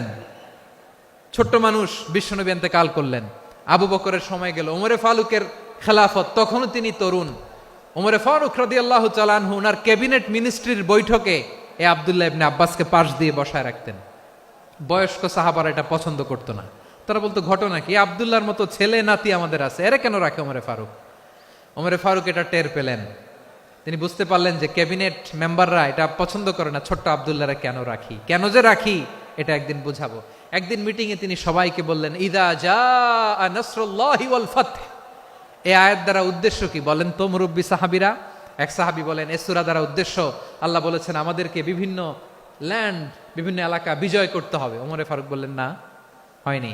আরেকজন বললেন, বিজয় হওয়ার পর আমাদের বেশি বেশি আল্লাহর বরত্বের ঘোষণা দিতে হবে, এটা উদ্দেশ্য। ওমরে ফারুক বললেন, না, হয় নাই। যারে জিজ্ঞেস করেন কেউ পারে না। সব শেষে বিশ্বনবী ছোট্ট আব্দুল্লাহরে বলেন, আব্দুল্লাহ, ইদা জাআ নাসরুল্লাহি ওয়াল ফাতহ, এর দ্বারা উদ্দেশ্য কি বলো তো? ছোট্ট আব্দুল্লাহ বলেন, হুয়া আজালু রাসূলিল্লাহ। এই আয়াত দ্বারা বিশ্বনবীর বিদায়কে উদ্দেশ্য নেওয়া হয়েছে। ওমরে ফারুক বললেন, হাযা হুয়া, এটাই তো সঠিক উত্তর, এটাই সঠিক তাফসীর এই আয়াতের। কারণ ইদা জাআ নাসরুল্লাহি ওয়াল ফাতহ, যখন আল্লাহর সাহায্য আর বিজয় আসবে, ওয়া রাআইতান নাসা ইয়াদখুলুনা ফি দীনিল্লাহি আফওয়াজা, আপনি দেখবেন দলে দলে, ঢলে ঢলে, বানের পানির মতো মানুষ ইসলামের দিকে ঢুকতেছে। ইসলামের বিজয় হয়েছে। তো ইসলামের বিজয়ের মিশন নিয়ে নবী আসছে, বিজয়ী যখন হয়ে গেছে, এখন তো নবীর বিদায় হবে। কোন সাহাবী এই সূক্ষ্ম কথাটা ধরতে পারে নাই, ওই আব্দুল্লাহ ছাড়া। আব্দুল্লাহ যখন উত্তর দিছে, সব সাহাবীদের টনক নড়েছে। এরপর থেকে কোনো ক্যাবিনেট মিটিং এ আর কোনো সাহাবারা কোনো প্রশ্ন করে নাই। আওয়াজ করে পড়েন সুবহানাল্লাহ।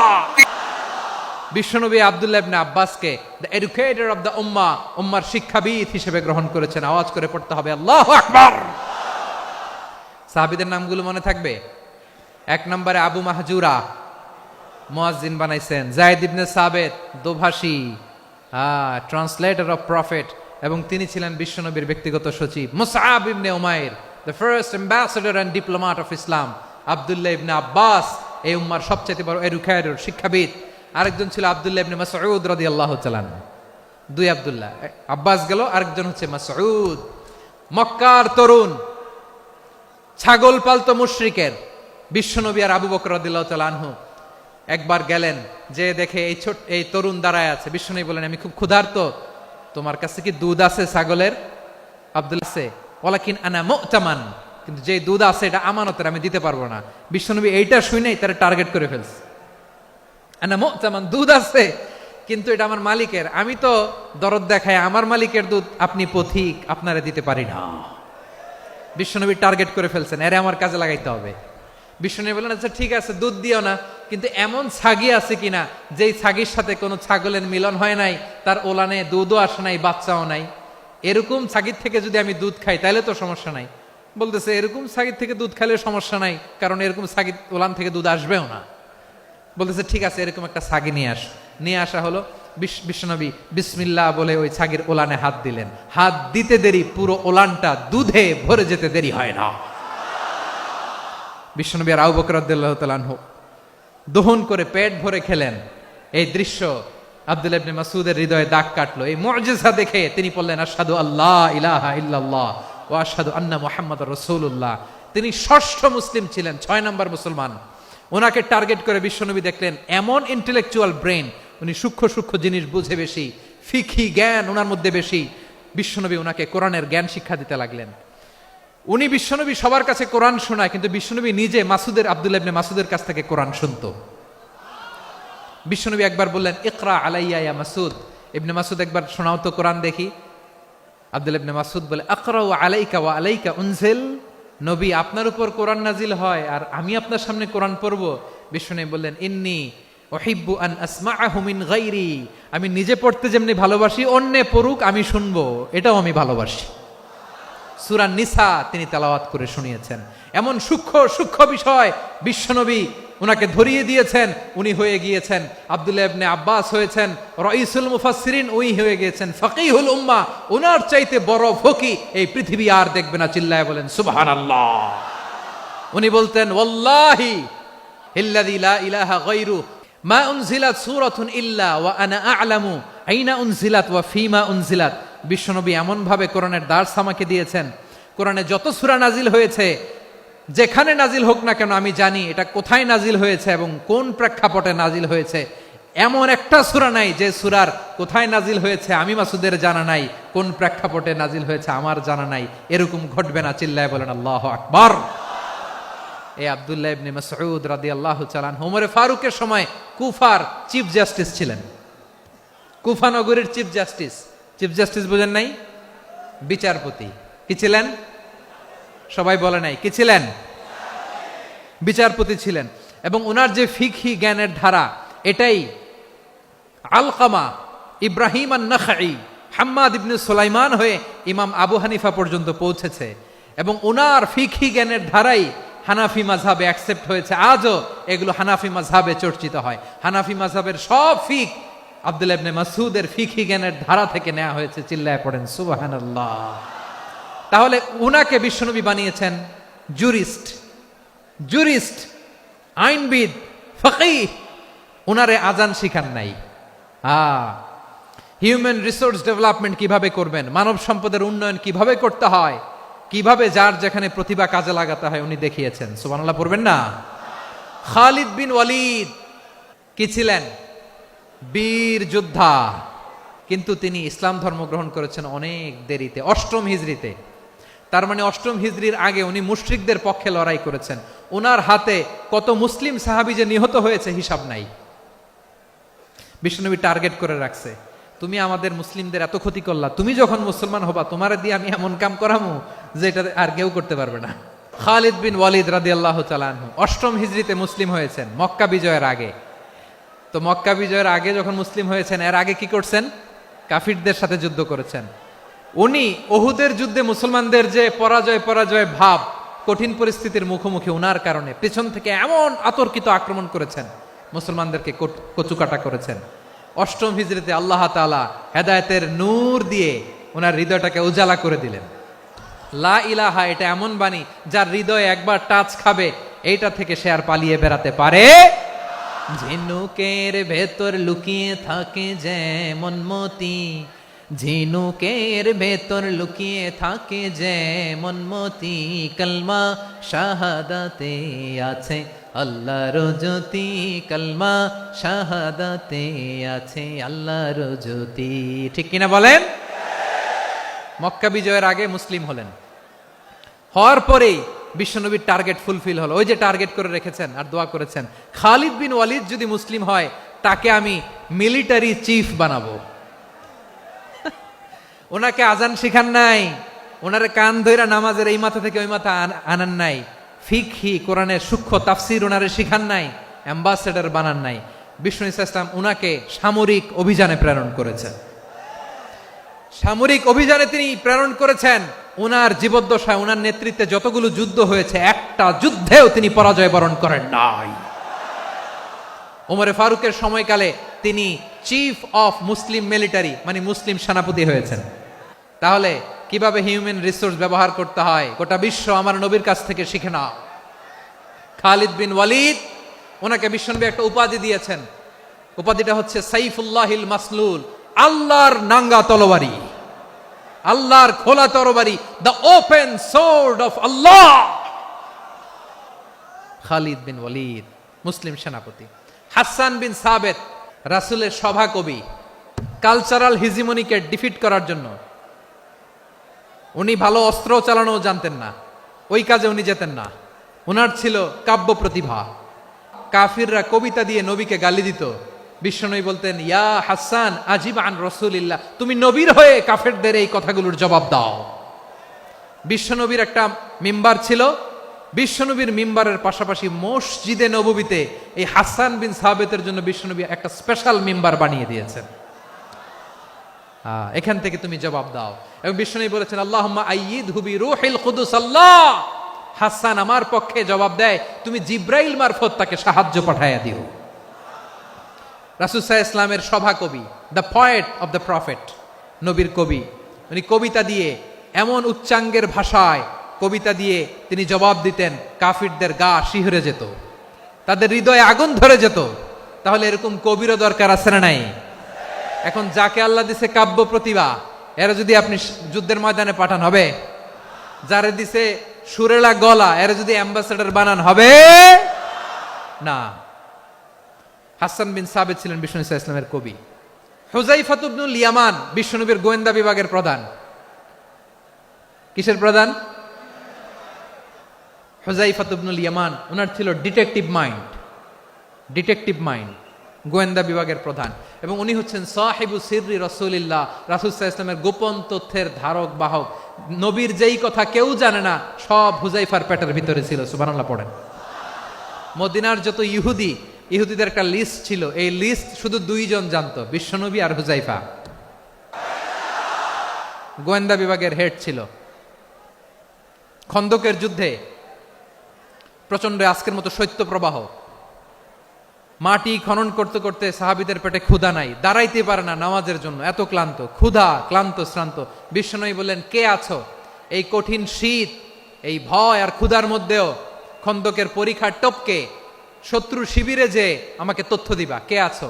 কারো গায়ে শক্তিই নাই যে দাঁড়াবে, কেউ দাঁড়ায় না। বিশ্বনবী তখন নিজে হুযায়ফাকে ডাক দিলেন, হুযায়ফা, যে আমাকে আজকে শত্রু শিবিরের তথ্য এনে দিবে, সে জান্নাতে আমার মোরাফাকা, আমার সঙ্গী হবে।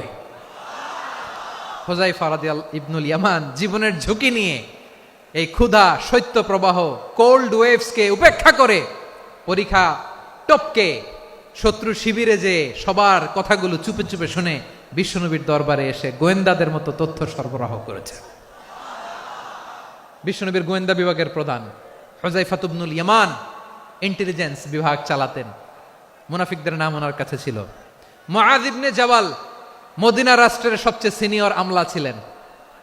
আমলাতন্ত্র চিনেন তো? প্রশাসনিক কাজ যারা চালায়, অ্যাডমিনিস্ট্রেশন বুঝেন না? The department of administration. মদিনার রাষ্ট্রের সিনিয়র আমলা মুআয ইবনে জাবাল মুতাখাসসিসুন ফিল হালাল ওয়াল হারাম, হালাল হারামের স্পেশালিস্ট ছিলেন। বিশ্বনবী উনাকে ইয়ামানের গভর্নর করে পাঠাইছেন। বলেছেন, ইন্নাকা তা'তি কওমান আহলা কিতাব, এমন গোষ্ঠীর কাছে যাবা যারা ইহুদি নাসারা, আগে শাহাদা পড়লে এরপরে নামাজের দাওয়াত দিও, নামাজ পড়লে যাকাতের দাওয়াত দিও। গভর্নরের অ্যাটিটিউড যেমন থাকে তেমন অ্যাটিটিউড ধরে রেখো। সুবহানাল্লাহ পড়েন। তাহলে মুআয ইবনে জাবালকে দিয়ে বিশ্বনবী কবিতা লেখায় নাই, চিঠি লেখায় নাই, আজান দেওয়ায় নাই। সুবহানাল্লাহ পড়বেন না? সব শেষ সাহাবী বলি আবু হুরায়রা রাদিয়াল্লাহু তাআলা আনহু, বিড়ালের বাবা, কি করতেন? খালি হাদিস মুখস্থ করতেন। উনি বলতেন, আলজামু রাসূলুল্লাহ আলা মিল ইবাতনি, আমার শুধু পেটের ক্ষুধার বন্দোবস্ত হইলে আমি নবীর সঙ্গ ছাড়তাম না। আমার আনসার সাহাবারা ক্ষেত খামারের কাজ করত, আমার মুহাজির সাহাবারা ব্যবসা করত, আর আমি নবীর সাথে সাথে থাকতাম। শুধু সকাল বিকাল 2 বেলা যদি আমার খাবারের বন্দোবস্ত হয়, আমি আর নবীর লক ছাড়ি না। সুবহানাল্লাহ কইবেন না? 5374টা হাদিস তিনি বর্ণনা করেছেন। সবচেয়ে বেশি হাদিস বর্ণনাকারী সাহাবী। হাদিস প্রিজার্ভেশনের কাজে বিশ্বনবী ওনাকে কাজে লাগিয়েছেন। উনি একদিন বলেন, ইয়া রাসূলুল্লাহ আসমাউ মিনকা কাসীরান ফালা আহফাজু। নবী অনেক কথা শুনি, আমার মনে থাকে না। বিষ্ণু বললেন, তাই? উবসুত রিদাক, তোমার চাদরটা বিছাও। আবু হুরায়রা বিছালেন, বিশ্বনবী হাত বুলায় দিলেন, এরপরে অনেক হাদিস বর্ণনা করলেন। আবু হুরায়রা বলে, তারপর থেকে বিশ্বনবী যাই বর্ণনা করে আমি শুনি আর একটাও বলি না। এখন সুবহানাল্লাহ। বিশ্বনবী ওনাকে হাদিস প্রিজার্ভেশন, নবীর এই যে লক্ষ্য হাদিস প্রিজার্ভেশনের এই দায়িত্ব দিয়েছেন সাইয়েদনা আবু হুরায়রা রাদিয়াল্লাহু তাআলা আনহুকে। প্রিয় ভাইরা, তাহলে 10 জন সাহাবীর কথা যে বললাম, আপনারা কি খেয়াল করেছেন কত বড় ট্যালেন্ট হান্টার, চৌকস ট্যালেন্ট হান্টার ছিল আমার নবী। এক একজনের এক এক ট্যালেন্ট এক এক কাজে অ্যাসাইন করেছেন, এক একজনকে এক এক দায়িত্ব দিয়েছেন, এক একজনের প্রতিভাকে এক একভাবে বিকশিত হওয়ার সুযোগ দিয়েছেন। আওয়াজ করে বলেন ঠিক কি না? এখন আমার পর্দার আড়ালে আমার মায়েরা বলবে, এতগুলো পুরুষ সাহাবীর কথা বললো, নারী সাহাবীরা কি কিছু করে নাই? হ্যাঁ, একজন নারী সাহাবীর কথা বলে মোনাজাত হবে, দোয়া ছাড়া কেউ যাব না। রুফাইদা আল আসলামিয়া রাদিয়াল্লাহু তাআলা আনহা, ওনার বাবার নাম সাআদ আল আসলামি। বিশ্বনবী কি খেয়াল করলেন দেখেন, সাআদ ছিল মদিনার বড় ডাক্তার। এই নারী সাহাবী রুফাইদা বাবার কাছ থেকে চিকিৎসা বিদ্যা শিখেছেন। যখন শিখছে, বিশ্বনবী দেখলেন আমার তো প্রতি সপ্তাহে সপ্তাহে যুদ্ধে আহত সাহাবীদের সেবা দিবে কে? বিশ্বনবী রুফাইদাকে বললেন, রুফাইদা তুমি মসজিদে নববীর পাশে একটা মেডিকেল ক্যাম্প করো। এই যে সাকিনা আদ্দিন মেডিকেলের আমার ছাত্রী বন্ধুরা, শুনে রাখো, তোমাদের আইকন হচ্ছে এই রুফাইদা আল আসলামিয়া। বিশ্বনবীর ডিরেকশন অনুযায়ী তিনি মসজিদে নববীর পাশে একটা মেডিকেল ক্যাম্প করলেন এবং আহত সাহাবাদের চিকিৎসা উনি ওনার টিম নিয়ে দিতেন। বিশ্বনবীর পরামর্শে উনি আনসারি এবং মুহাজির মহিলা সাহাবীদেরকে নিয়ে একটা স্পেশাল মেডিকেল টিম গঠন করলেন। খায়বার যুদ্ধে 7ম হিজরিতে যখন বিশ্বনবী যায়, উনি ওনার টিম নিয়ে আসলেন, বললেন, ইয়া রাসূলুল্লাহ, আমরা তো তলোয়ার চালাতে পারি না, আমরা তো তীর মারতে পারি না, আপনি যদি অনুমতি দেন খায়বার অভিযানে আমি আমার টিম নিয়ে মেডিকেল টিমের সেবাটা সার্ভিসটা দিতে চাই। পড়েন সুবহানাল্লাহ। বিশ্বনবী অনুমতি দিলেন, যোদ্ধা সাহাবীদের সাথে রুফাইদা আল আসলামিয়া উনিও মেডিকেল টিম নিয়ে অগ্রসর হলেন। খায়বারের প্রতিটা আহত ইনজুর্ড সাহাবী যারা ইনজুরির শিকার হয়েছেন, সবাই রুফাইদা আল আসলামিয়ার এই মেডিকেল ক্যাম্প থেকে চিকিৎসা সহায়তা পেয়েছেন। সুবহানাল্লাহ পড়েন। দেখেন কিভাবে বিশ্বনবী ট্যালেন্ট বাছাই করতেন। আপনি অবাক হবেন, বাহরাইনের মেডিকেল ইউনিভার্সিটিতে রুফাইদা আল আসলামিয়া মেডিকেল প্রাইজ অ্যাওয়ার্ড প্রতি বছর দেয়া হয়। যদি 8 দিনের এই মেডিকেল, আমার বোনেরা যদি জেনে থাকো জানো, না হলে নতুন করে জানো, সার্চ দিও, রুফাইদা আল আসলামিয়া মেডিকেল অ্যাওয়ার্ড বাহরাইনের ইউনিভার্সিটিতে দেয়া হয়। প্রিয় ভাইয়েরা, তাহলে আলোচনার সামারি আমরা করি। বিশ্বনবী যেভাবে হিউম্যান রিসোর্সকে ম্যানেজ করেছেন, যার যেখানে প্রতিভা কাজে লাগিয়েছেন, আমরাও যদি করি আমাদের বাংলাদেশের চিত্র আমরা পাল্টে যেতে পারবো। আমরা শুরুতে শুনেছি মানুষের আছে অসীম সম্ভাবনা, প্রতিটা মানুষ অনন্য, যত্ন নিলে, যথাযথ পরিচর্যা করলে মানুষ বিশ্ব জয় করতে পারে, ঠিক কিনা? আমাদের হাফেজে কোরআনের সামনে দাঁড়াতে পারে এমন কোনো হাফেজে কোরআন আল্লাহর জমিনে জন্ম হয় নাই। গোটা বিশ্ব কাঁপিয়ে তারা সেরা, আমাদের ক্রিকেটাররা সেরা, আমাদের তৈরি পোশাক শিল্প সেরা, এরকম অনেক অনেক সেরা জিনিস আছে, আমরা এগুলোরে নার্চারিং করতে পারি নাই, পরিচর্যা করতে পারি নাই, সঠিক তারবিয়াতের অভাব। তাহলে মানুষের অসীম সম্ভাবনাকে কাজে লাগাতে হবে, ঠিক কিনা বলেন? ইউনুস গভর্নমেন্টকে আমি বলবো, অল্প সময়ের জন্য আপনারা এসেছেন, সংস্কারও করতে হবে, আবার নির্বাচনও করতে হবে। সব সংস্কার হতে করতে পারবেন না, যতটুকু পারবেন এর মধ্যে আমাদের যে হিউজ ম্যান পাওয়ার, আমাদের যে মানব সম্পদ, হিউম্যান রিসোর্স, এটাকে ডেভেলপ করে আপনাদের যেতে হবে। যেটা পারবেন না সেটাকে পরবর্তী নির্বাচিত গভর্নমেন্টের কাছে রেখে যেতে হবে, যে তারা যেন করে, তাদের কাছে আপনারা এটা রেখে যাবেন। তাহলে মানুষ চাইলে বিশ্ব জয় করতে পারে, আর মানুষকে হারাতে পারে কেউ? আল্লাহ আমাদেরকে জনসংখ্যা দিয়েছেন প্রিয় ভাইয়েরা, এই জনসংখ্যা অনেক বড় সম্পদ, এটা আমাদের জন্য অভিশাপ নয়, আশীর্বাদ।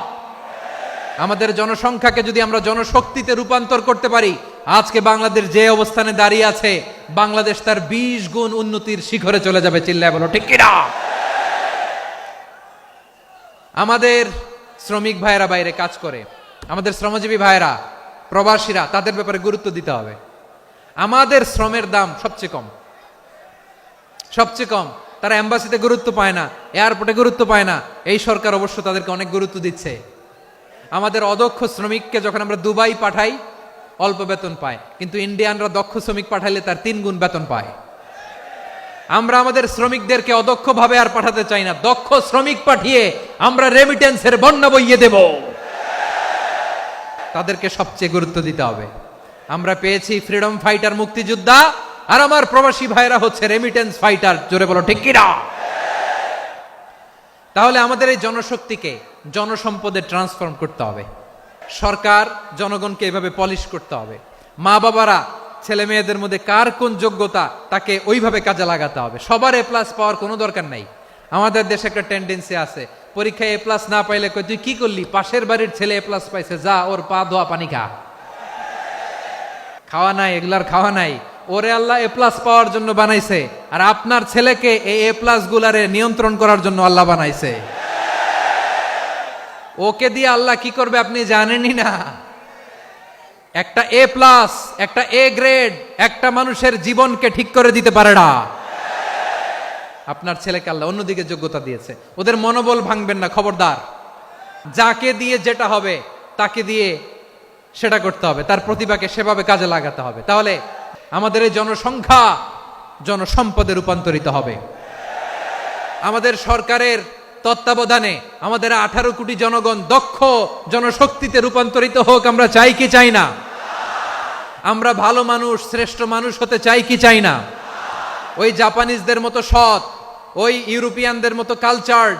আমাদেরকে আল্লাহ তাআলা কোরআন সুন্নাহ অনেক কিছু দিয়েছেন।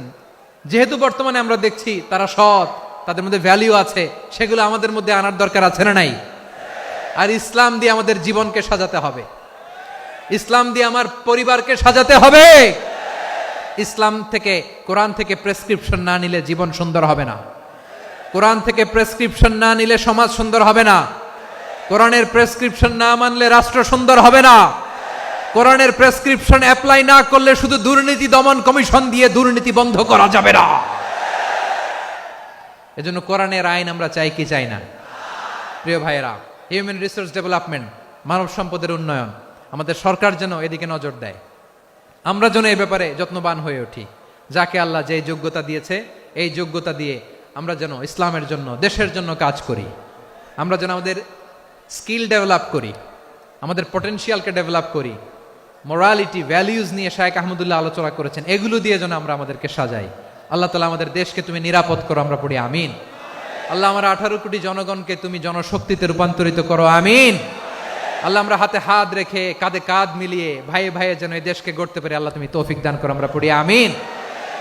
আসুন আমরা আমাদের জনসংখ্যাকে জনসম্পদে ট্রান্সফর্ম করি। আমাদের জনসংখ্যাকে আমরা যেন জনশক্তিতে রূপান্তরিত করি।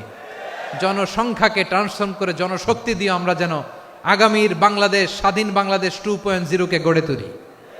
আল্লাহ তাআলা আমাদের সবাইকে কথাগুলো বোঝার, আমল করার তৌফিক দান করুন। হাযা মা ইনদি ওয়াল ইলমু ইনদাল্লাহ আলাইহি তাওয়াক্কালতু ওয়া ইলাইহি উনীব। সুবহানাকাল্লাহুম্মা বিহামদিকা আশহাদু আল্লা ইলাহা ইল্লা আনতা আস্তাগফিরুকা ওয়া আতুবু ইলাইক।